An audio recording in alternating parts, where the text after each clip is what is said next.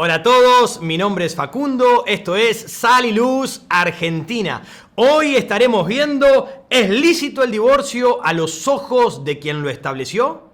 Pero antes, recuerden seguirnos por medio de las plataformas Facebook, Instagram, TikTok y YouTube. Ahora sí, vamos a nuestra enseñanza. En Marcos capítulo 10, versículo 1 al 12. Tristemente, el divorcio es algo muy común en nuestros días, amigo. Cada uno de nosotros estamos rodeados y conocemos seguramente algún matrimonio, alguna familia, algún amigo, alguien, en su caso, quizás tú mismo, que has experimentado en tus alrededores un divorcio. Un estudio recientemente dice así, permíteme compartirte esto. El 45% de las personas se divorcian en su primer matrimonio. El 60% se divorcian en su segundo matrimonio. Y el 73% se divorcian en su tercer matrimonio. Los hogares que han experimentado divorcios no solamente sufren los padres que se divorcian, sino también los niños y a quienes le rodean. Se dice hace 50 años atrás que los padres tenían muchos hijos. Hoy se dice que los hijos tienen muchos padres, lamentablemente. Según las estadísticas, dicen que el 63% de los suicidios de los jóvenes son por padres separados. El 90% de los jóvenes que se van de casa son por padres divorciados. El 71% de los jóvenes que abandonan la escuela es por padres separados. Y el 85% de los jóvenes que están encarcelados es por causa de padres divorciados. Cada día que pasa, Satanás está trabajando más duro por destruir los matrimonios, las familias, el fundamento, la base de lo que Dios ha establecido en su creación. La familia es la primera institución establecida por Dios y el diablo se ha encargado de destruirla. Amigo, ten mucho cuidado. El Salmo 11.3 dice, si fueren derribados los fundamentos, ¿qué ha de hacer el justo? Los fundamentos escriturales, las bases de la palabra de Dios están siendo pisoteadas, están siendo derribadas por el mundo y el diablo se está encargando arduamente de esto. El matrimonio no es solo el principal bloque que edifica la sociedad en general, sino también a la iglesia y ocupa un lugar clave en la vida humana. La iglesia está sufriendo. Cientos de personas llegan hoy a las iglesias con matrimonios destruidos, divorciados, comenzando un segundo o un tercer matrimonio en las congregaciones. Los nuevos casamientos tienen lugar por todas partes. ¿Es recto? ¿Es malo? ¿Qué piensas tú? Ahora, no interesa tanto lo que piensas tú o lo que pienso yo, importa lo que Dios dice en su palabra. ¿Y sabes una cosa? Según la historia, durante los primeros 5 siglos, los padres de la iglesia negaron el derecho a un nuevo matrimonio después del divorcio. Escucha bien todo lo que viene, mi amigo, porque esto puede ser muy importante para ti. Ellos insistían en que nada puede disolver el matrimonio excepto la muerte. Pero en estos pasajes, ahora vienen los fariseos para hablarle del divorcio y Jesús les habla del matrimonio. Ellos del divorcio, pero Jesús del matrimonio. Para ellos el divorcio tenía la misma importancia y el mismo peso que el matrimonio. Así que ahora en el versículo 1 de este capítulo, Jesús se dirigió a la región de Perea. La gente se juntaba donde él estaba, donde él enseñaba, pero no solamente la gente común, el pueblo, sino que también dentro del pueblo se encontraban los religiosos. Estaban allí los fariseos y estaban siempre con intenciones ocultas, buscando prender a Jesús en algún error para que el pueblo se le pusiera en contra. Ahora, había algo interesante. En el versículo 2, ellos le preguntaron a Jesús, ¿es lícito? ¿Es permitido al hombre dar divorcio a su mujer? La pregunta era bien comprometedora, porque en primer lugar, no olvidemos que Jesús ahora estaba en la región de Perea, y esto es sumamente importante, mi amigo, porque allí tenía dominio Herodes Antipas, con el cual aún todavía se respiraba en el aire, se respiraba el caso de adulterio de Herodes, bajo el cual Juan había sido decapitado por anunciar enérgicamente el nuevo matrimonio de Herodes con Herodías, la mujer de su hermano.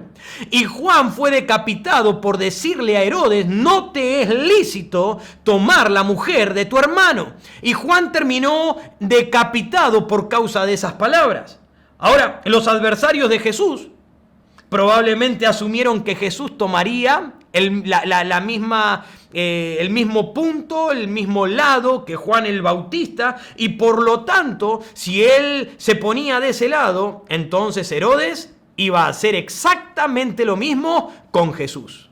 No fue mala la idea que tenían allí estos hombres. Pero en segundo lugar, la pregunta era comprometedora, porque aún entre el pueblo había un pensamiento dividido, no solamente porque había la posibilidad de que Herodes hiciera lo mismo que hizo con Juan, sino que el pueblo aún tenía diferente forma de pensar, como lo hay hoy en día en nuestra actualidad también. Por lo tanto, ellos pensaron que cualquier respuesta que Jesús diera, el pueblo se le iba a dividir. Una parte muy posiblemente se le iba a poner en contra. Pero mientras ellos tenían en mente el divorcio, Jesús tenía en mente el pensamiento del matrimonio, la permanencia del matrimonio. Por eso en el versículo 3 respondió a la pregunta que ellos le hicieron si era lícito dar carta de divorcio a la mujer. Él les hizo otra pregunta diciéndoles, ¿qué os mandó Moisés? Díganme ustedes. Ustedes me están preguntando si es permitido divorciarse. Ahora yo les pregunto a ustedes. ¿Qué mandó Moisés? ¿Qué dice la ley? En otras palabras, el Señor apeló a la palabra escrita y no a la opinión humana. ¿Qué importa lo que tú o yo pensamos? ¿Qué interesa lo que opina el hombre?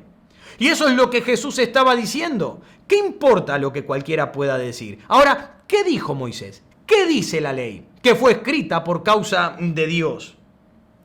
Mientras ellos estaban preguntando a Jesús por pensamientos humanos, ¿qué te parece lo que dice la escuela de Gilel? ¿Qué te parece lo que dice la escuela de Shammai? Porque eran las dos escuelas que predominaban en aquellos días y algunos se ponían en el grupo de cada una de las escuelas. Ahora el Señor les recuerda el plan original de Dios, no el deseo de los hombres. ¿Qué interesa lo que piensa esa escuela o la otra escuela? Importa lo que dice Dios.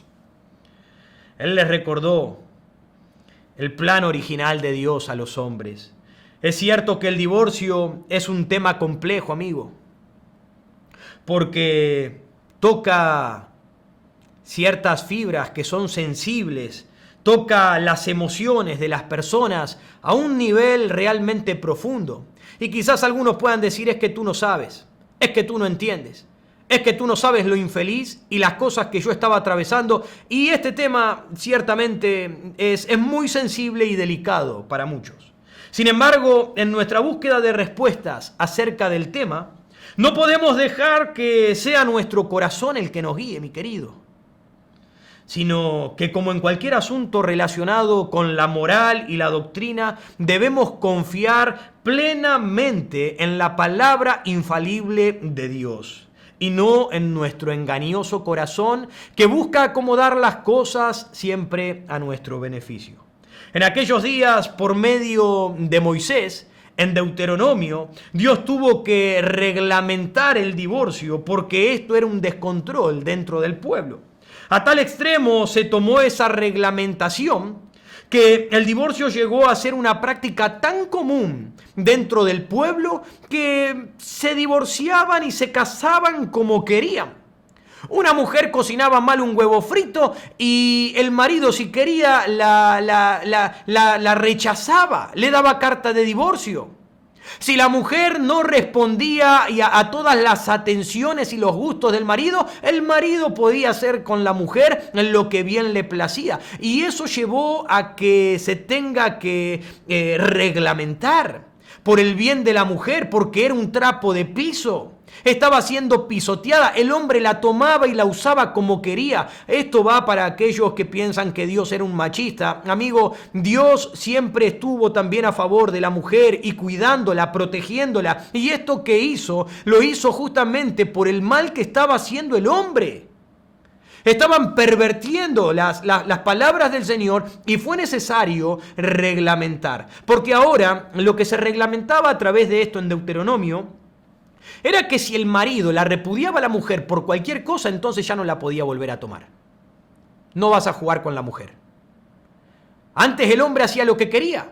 La dejaban, la traían, porque la mujer no tenía derechos. La mujer no podía hacer nada, no podía trabajar, quedaba sola. Entonces fue necesario poner una cierta reglamentación. Pero por eso en el versículo 5 Jesús le dijo: por la dureza de vuestro corazón.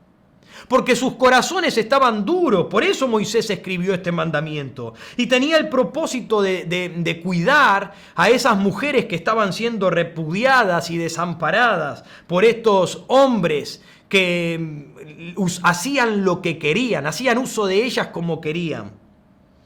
Pero ellos asumieron que Dios había relajado su ley a través de esto. Ellos pensaron que a través de las palabras de Moisés, entonces ahora podían hacer como querían también. Pero Jesús le dijo: esta jamás fue la intención de Dios. Escúchalo bien, amigo. Jamás fue la intención de Dios que el hombre separara lo que Él ha unido. Lo que ellos estaban haciendo no estaba de acuerdo con la voluntad de Dios. Dios instituyó el matrimonio para que permanezca junto. Era la culpa de la dureza de los corazones pecaminosos de los hombres. El versículo 6 al 9, Jesús les define lo que es el matrimonio. En el principio, varón y hembra los hizo. Dejarán a padre y madre y se unirán en una sola carne. Los dos serán uno, estarán pegados, serán inseparables. Lo que Dios juntó no lo separa el hombre. El matrimonio es un pacto. Dos personas que se comprometen delante de Dios a vivir juntos hasta que la muerte los separe. Es un pacto no solo de procrear hijos, no solo de criar hijos, no solamente de satisfacer aquellas necesidades sexuales. Muchos se quieren casar porque necesitan satisfacer aquellas necesidades del cuerpo. Pero no es solamente para eso el matrimonio, o para hacerse compañía y ayudarse, sino que este objetivo es aún más grande. El matrimonio, la primera institución establecida por Dios, representa a Cristo y a su iglesia. Representa el amor de Cristo por la iglesia, la unión de Cristo con su pueblo. Y nosotros no podemos destruirlo, no podemos dañar esa imagen tan santa y pura para Dios. Y nosotros por medio del matrimonio representamos eso. Un puritano dijo: elige a quién amar. Escucha, elige a quién amar y luego ama tu elección. Si tú elegiste, ahora ama tu elección, amigo. Esfuérzate. Él no nos ama por lo que somos. Pero es que no sabes lo que esta mujer me hace. Cambió completamente. Ya no es lo mismo. O quizás tú digas: este hombre ha cambiado completamente. Me engañó, no es el mismo. Pero déjame decirte, Jesús no nos ama por lo que somos. Nos ama a pesar de lo que somos. Y tú debes amar a la persona que tienes a tu lado a pesar de lo que es, como Cristo nos ama a nosotros. El matrimonio es mucho más que un compromiso humano. Dios mismo interviene para unirlos de forma permanente e indisoluble. Por lo tanto, lo que Dios juntó no lo separe el hombre. En otras palabras, es un pacto divino. Pero la cosa no termina ahí. Nos dice en el versículo 10 de este capítulo que los discípulos insistieron luego que se fueron, insistieron con la misma pregunta de los fariseos porque en cierta manera Jesús se evadió. En cierta manera Él les retrucó con la pregunta original. No les dio una respuesta totalmente completa, o tal vez fue porque probablemente ellos tenían dificultades para aceptar lo que Jesucristo estaba diciéndoles. Y como ellos no podían aceptar la enseñanza de Jesús, quizás volvieron nuevamente a preguntar, no porque no lo hayan entendido. Tal es así que dijeron, si es así la condición, que no podemos separarnos, entonces mejor conviene no casarse. Ellos tenían en sus mentes esas enseñanzas, que el hombre podía casarse y disolver el matrimonio cuando quiera.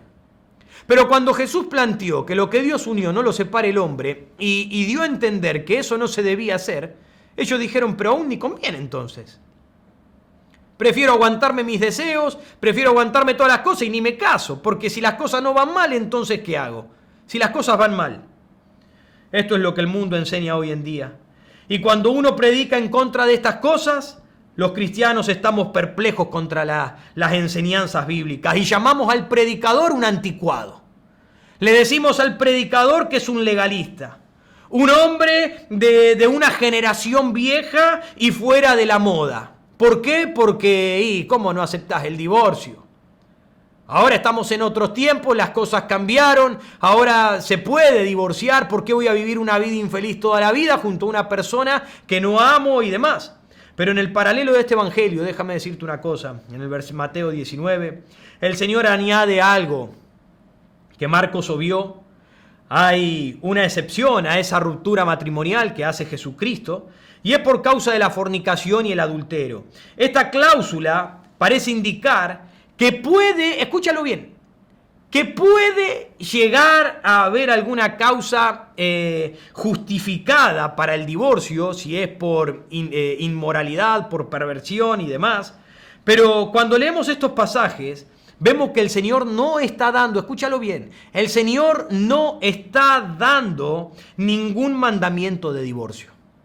Él no está diciendo puedes divorciarte, divórciate. En ningún caso dice que si una persona sufre adulterio con su cónyuge, entonces déjela, abandónela y vuelva a casarse. En ningún lado. El Señor nos llama en las Escrituras a reflejar el mismo carácter que Cristo. Nosotros somos adúlteros contra Él, pero Él aún así nos perdona y nos ama. Ese ejemplo lo podemos ver en el libro de Oseas, un tremendo libro, el profeta Oseas, donde Dios le manda a casarse con una prostituta, una ramera. Es algo impresionante lo que muestra esa escena, y Dios quiere que nosotros aprendamos a amar a la otra persona, a perdonar a la otra persona. Por otro lado, aún así, en las Escrituras, en Malaquías nos dice que Dios aborrece el repudio. Dios aborrece el divorcio. En Romanos capítulo 7 dice que la mujer o el hombre están sujetos a su cónyuge hasta que la muerte los separe. Mientras él vive o ella vive, están sujetos a la otra persona. Y al igual que en 1 Corintios capítulo 7, del versículo 10 también en adelante, donde Pablo trata con dos asuntos diferentes acerca del divorcio en este capítulo, hablando de dos creyentes, de separarse, si se separan, quédese solo, aún un creyente con un incrédulo, donde dice que no está sujeto a tal cosa. Pero sabemos que el fracaso matrimonial, amigo, escucha, siempre es una tragedia. Siempre es una tragedia porque contradice la voluntad de Dios y frustra sus propósitos. Pero también porque acarrea para el marido y para la mujer un dolor que puede perdurar para toda la vida. El divorcio es duro para el matrimonio y también es duro para los hijos, para el hogar, para las personas que rodean. Es cierto que en nuestra sociedad moderna el divorcio suele ser considerado la única salida y rápida para los conflictos matrimoniales. Sin embargo, la realidad es que el divorcio es la opción más cara. Escucha bien, es la opción más cara a nivel económico, emocional, espiritual y existencial. El divorcio no es la mejor solución a tu vida. ¿Es lícito el divorcio a los ojos del que lo estableció? Procuremos no adulterar el diseño de Dios. Acércate a Cristo, pídele gracia a Cristo, pídele sabiduría a Cristo, para que sane tu corazón, para que te ayude a perdonar, para que te ayude a tolerar, para que quizás te ayude a ti a cambiar. Y quizás las cosas puedan tomar otro curso en tu vida. Dios te bendiga. Si este video te ha sido de bendición, entonces dale un me gusta y compártelo con otras personas. No olvides seguirnos por medio de las plataformas Facebook, Instagram, TikTok y YouTube. Esto es Sal y Luz Argentina. Dios te bendiga.